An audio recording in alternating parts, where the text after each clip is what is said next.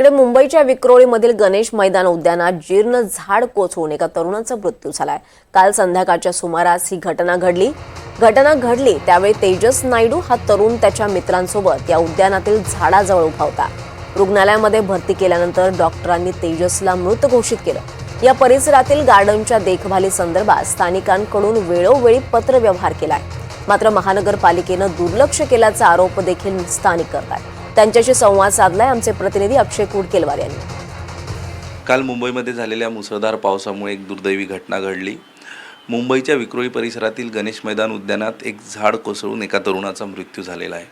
अनेक मतमतांतर महानगरपालिका आणि स्थानिकांमध्ये या संदर्भात आहे।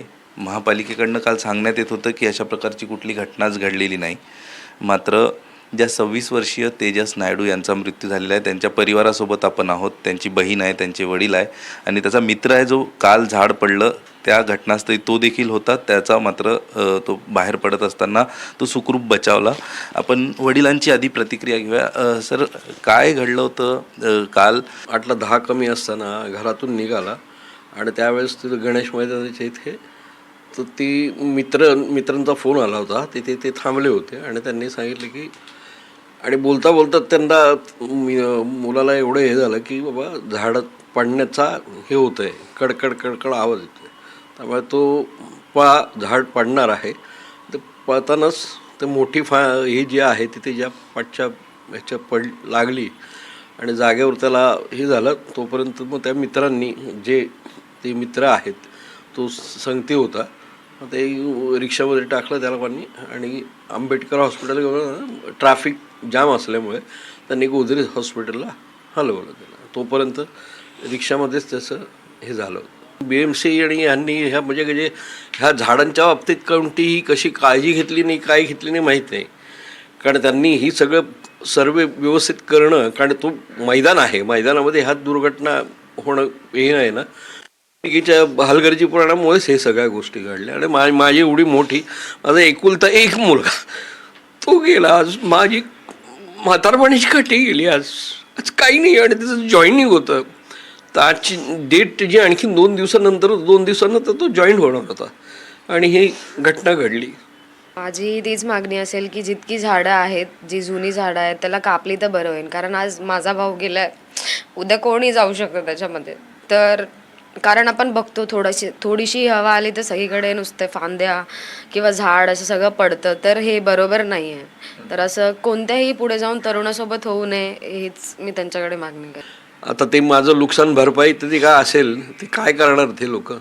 याची तर भरपाई होऊ शकणारच नाही, एवढी मोठी आहे, ते काय करणार? सांगितलं तुम्ही ज्या मैदानाचा आणि ज्या उत्सवांचा उल्लेख करताय त्याच उत्सव समितीने पत्र देखील दिलं होतं गार्डनच्या देखभाली संदर्भात। आता त्यांनी ते पत्र देऊन देखील ते लोक हे करत नाही, म्हणजे त्यांचा हा हलगर्जीपणा झाला ना, त्या लोकांनी तिथे लक्ष दिलं नाही। आता ते डिनाय करतात की नाही आमच्या इथे असं काही झालंच नाही, काही नाही। ह्या गोष्टीला काही अर्थच नाही ना, म्हणजे तुम्ही सरासर सगळं झाडून बाजूला होत आहे, म्हणजे लोकांच्या याच्याशी तुम्ही जीविताशी खेळण्याचंच हे चाललंय ना। म्हणजे तुमची जी अधिकारी वर्ग आहे तो आपली जागा सांभाळतोय, खोटं सांगून सगळ्या गोष्टी करतात, अर्थ नाही त्याला। अपघात झाल्यानंतर काही तुमचं बोलणं झालं नंतर रिक्षामध्ये त्याच्यासोबत? नाही, कारण त्याच्यावरती जेव्हा ती स्टेम पडली तेव्हा मला आणि खेमराजला, आम्हाला दोघांना पण त्याला त्या स्टेमच्या खालून काढता जमेना, म्हणून आम्ही थोडीशी माती साईडला केली आधी आणि मग आम्ही त्याला खेचून बाहेर काढलं। त्याच ठिकाणी तिथे रिक्षा आम्ही मैदानात बोलवली, त्याला रिक्षामध्ये आम्ही ठेवलं। आधी निर्णय झालेला की BMC हॉस्पिटलमध्ये जे आहे वेस्टला टागोरनगरला तिथे जायचा निर्णय झाला, पण आम्ही ट्रॅफिकमध्ये अडकलेलो, त्यामुळे आम्ही त्याच टायमाला निर्णय असा घेतला की आम्ही गोदरेज हॉस्पिटलला जाऊ, कारण तिथून ते जवळ होतं, म्हणून आम्ही त्याला गोदरेजला घेऊन गेलो, पण तोपर्यंत थोडा उशीर झालेला। आपण बघतो या सगळ्या संदर्भात आता परिवार अत्यंत समजदारीच्या भूमिका घेतली जाते की असा प्रकार आता यापुढे कोणासोबत घडू नये यासाठी परिवार आग्रही आहे। मात्र जे नायडू परिवाराचं नुकसान या सगळ्या हलगर्जीपणामुळे झालं आहे ह्याची हानी कधीही भरून निघणार नाही आणि आता सरकारने देखील त्याच्या परिवाराचा योग्य तो विचार करणं गरजेचं आहे। कॅमेरा पर्सन गौरव नाईक, अक्षय कुडकेलवार, NDTV मराठी।